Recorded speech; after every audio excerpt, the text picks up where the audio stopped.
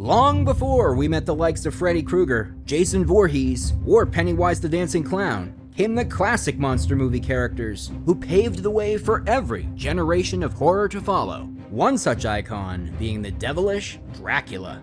Fast forward to 2023 and enter The Last Voyage of the Demeter, a classic monster movie made for a modern day audience. That's right, we're talking all the suspense of a sci-fi-like Alien blended with all the grit of a character piece like Rogue One, and a finished product that's a bloody good time.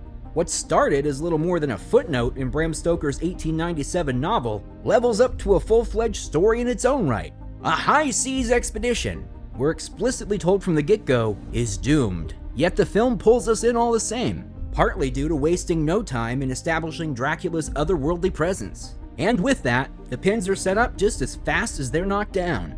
As much like Alien, a suspenseful, claustrophobic environment sets in, with the Demeter's crew biting the dust one by one. Pair this with tried and true jump scares, eerie cinematography, plus a score that's as haunting as it is angelic, and we get just the right balance of shock and awe. Considering the film opens with the wreckage of the Demeter crashed along the English shore, the narrative does a decent job of subverting expectations to where we're left wondering if anybody will escape Dracula's clutches. Much like Rogue One's Rebels, however, that's not the case, but the characterization on display wants us to believe good will prevail. From Clemens, our main protagonist who seeks to understand the world, to Captain Elliot, who surmises perhaps the world can only be accepted and experienced. In addition, we have a group of supporting characters, all who bring their own quirks to the ship, most notably the mysterious Anna, and Elliot's grandson Toby. All this to say, we're introduced to a cast of compelling characters that we become invested in, which is what makes their deaths all the more impactful. With each kill, our concern grows, all the while knowing this ship isn't going to make it to port.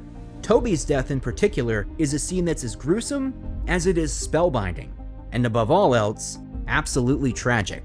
The film pulls zero punches and fully demonstrates just how unrelenting of a force Dracula truly is. And these characters rightfully recognize just who they're up against, which is why you feel for them even more when they attempt to sink the Demeter before reaching land in hopes of vanquishing the vamp. Speaking of which, Dracula's design in this film is deliciously grotesque. Seriously, full-blown nightmare fuel. His transformation from a seemingly withered and frail husk to this all-encompassing hell beast does the horror genre proud.